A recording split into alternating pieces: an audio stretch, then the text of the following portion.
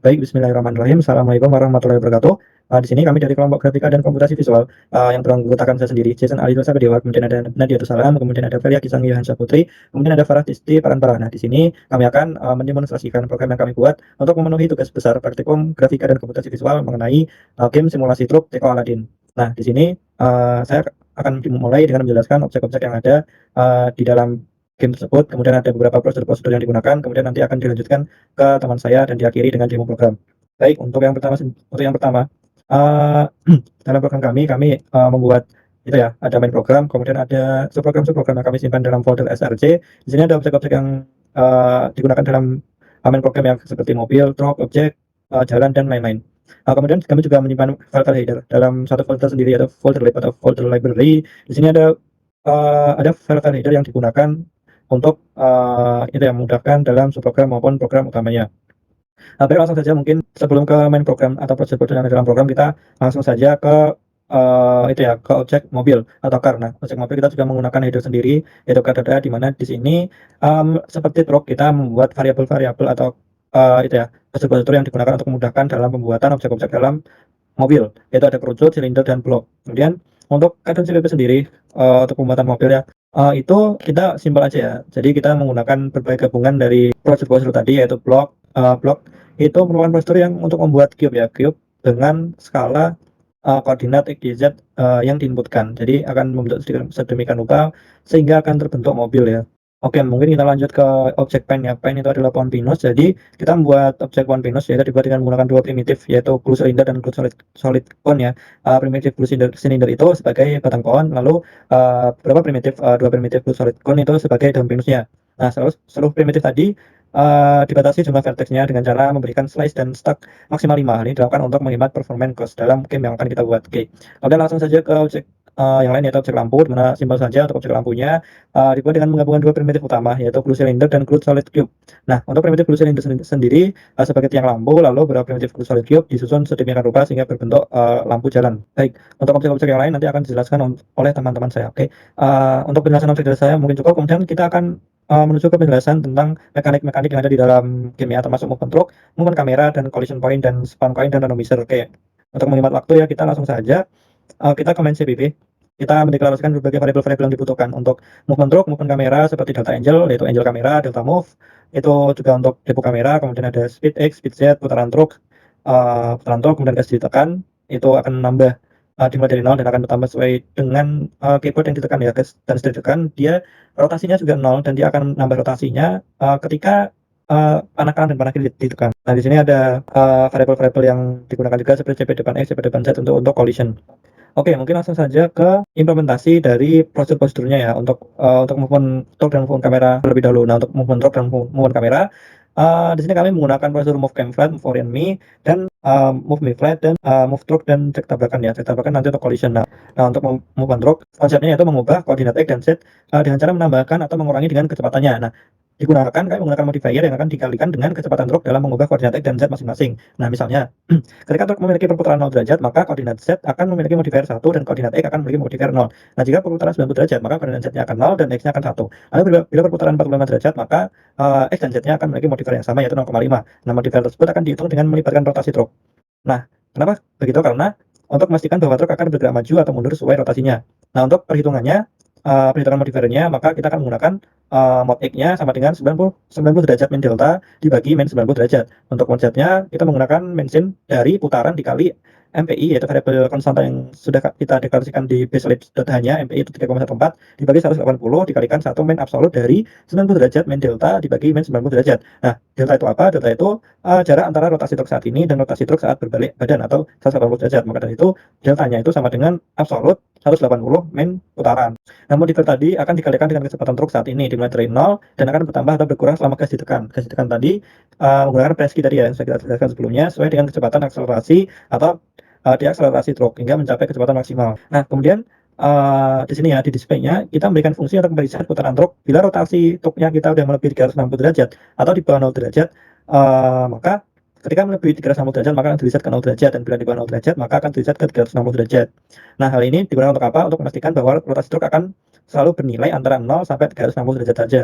Nah, setelahnya juga hanya dapat berfungsi bila truk sedang berjalan, baik maju atau mundur. Ketika diam, tidak akan terjadi apa-apa. Oke, untuk movement kamera ya, untuk movement kamera kita menggunakan prosedur move cam flat, dan itu untuk menaruh kamera in game-nya, dan move orient me itu untuk memutar arah kamera. Nah, untuk movement kamera sendiri, seperti yang itu ya, kameranya ini diletakkan di belakang truk. Untuk persamaan yang digunakan itu menggunakan itu ya, GL look at ya, di mana kamera X sama dengan truk X-nya, koordinat truk X-nya ditambah jarak dikali variable mode X. Kemudian kamera Z, truk Z-nya ditambah jarak dikali variable mode Z. Kemudian kamera Y-nya yaitu truk Y tambah jarak.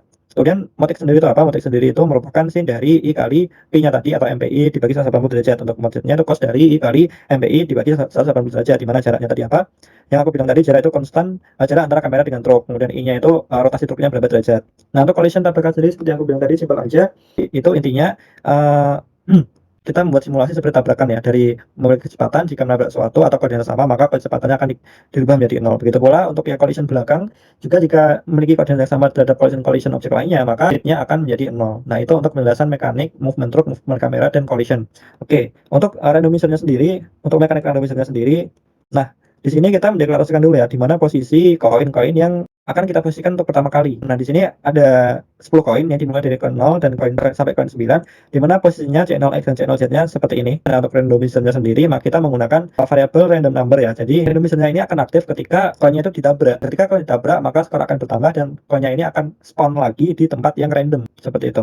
Begitulah untuk yang randomizer koin. Nah, mungkin cukup itu dari saya untuk menjelaskan objek-objek yang untuk truk, lampu, poin penis dan mobil, dan mekanik di dalam game ini. Untuk penjelasan lebih detailnya atau penjelasan yang lainnya, silakan untuk teman saya untuk menjelaskan. Saya Nadiatussalam di sini akan menjelaskan mekanik collision dan user interface yang dibuat pada game ini.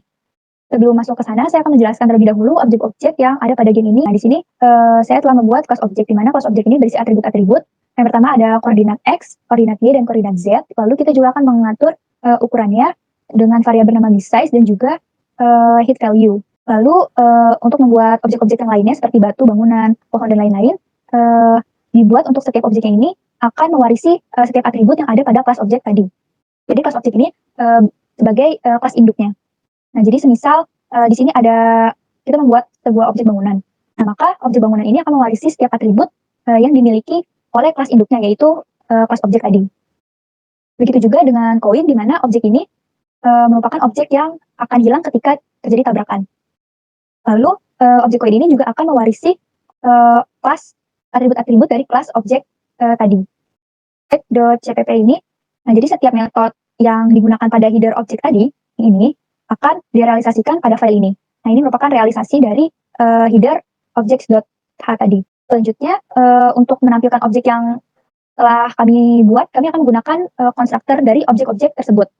Nah, di sini misalnya ada objek batu kan. Ada objek batu. Di sini akan memanggil, dan objek batu ini akan memanggil primitif-primitif untuk menampilkan objeknya dengan menggunakan glued solid cube ini. Begitu juga yang akan terjadi pada objek bangunan, terus objek pohon, objek pine, objek lampu, koin, dan awan. Nah, untuk koin di sini kami menggunakan atau memanfaatkan fungsi 3D yang sudah terdapat pada glued untuk mempercepat proses pengerjaan. Yaitu di mana fungsinya itu bernama glued solid lipat. Nanti koin yang akan dibentuk itu akan berbentuk seperti sebuah teko yang 3D. Lalu kita akan masuk ke pada file main.cpp. Nah, di sini pada collision box untuk objek yang lainnya bergantung pada koordinat yang dimiliki objek-objeknya tersebut. Di sini kami telah membuat variabel global, yaitu ada collision point depan X, collision point depan Z, dan seterusnya. Yang dimana ini akan digunakan untuk collision point dari truknya. Kemudian kami juga sudah membuat sebuah fungsi cek tabrakan, yang dimana jika koordinat dari collision point itu, collision point yang dimiliki oleh truknya nanti masuk ke dalam koordinat yang dimiliki oleh objek yang tertabraknya, maka itu akan mendeteksi terjadinya tabrakan. Lalu di sini ada algoritma yang digunakan pada fungsi cek tabrakan. Jadi di sini tuh mekanismenya, jadi jika objeknya itu bukan koin, maka objeknya itu tidak akan menghilang dan truknya akan berhenti. Nah, jadi selayaknya truknya itu menabrak benda keras.